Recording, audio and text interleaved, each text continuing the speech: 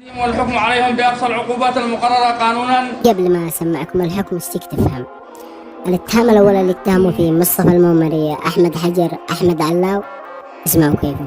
كان المتهم من الأول إلى الثالث حرضوا الناس على الفوضى والخروج إلى الشوارع واقتحام الوزارات وشل وظيفتها وعدم الانقياد للقوانين. الأمر المعاقب عليه بالمواد 135 و 136. الأمر المعاقب عليه بالمادة 135 و 136.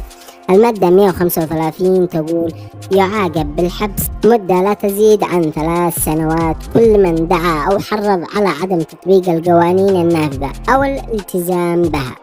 المادة 36 تقول: يعاقب بالحبس مدة لا تزيد على 3 سنوات كل من أذاع أخبار وبيانات كاذبة ومغرضة أو أي دعايات مثيرة، وذلك بقصد تكدير الأمن العام وإلقاء الرعب بين الناس والحاق الضرر بالمصلحة العامة. والاتهام الثاني لمصطفى المومري فقط وليس للآخرين. اسمعوا الاتهام الثاني وعد أشرح لكم. المسؤولين في المؤسسات الحكومية اليمنية بأنهم عيال الزنا، وذلك بأن نشر مقطع فيديو في قناته باليوتيوب يتضمن ذلك اللفظ وعلى النحو المبين تفصيلا بالأوراق.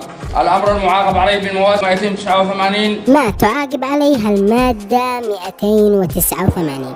المادة 289 تقول: كل من قذف محصنا بالزنا أو بنفي النسب وعجز عن إثبات ما رماه يعاقب بالجلد 80 جلدة حدا. هذا هو الحكم. أكيد فهمتوا مني.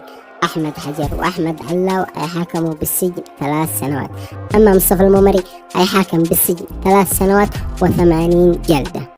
صح أن كله بالقانون، بس السؤال هنا: هل هم يستحقوا هذا الشيء؟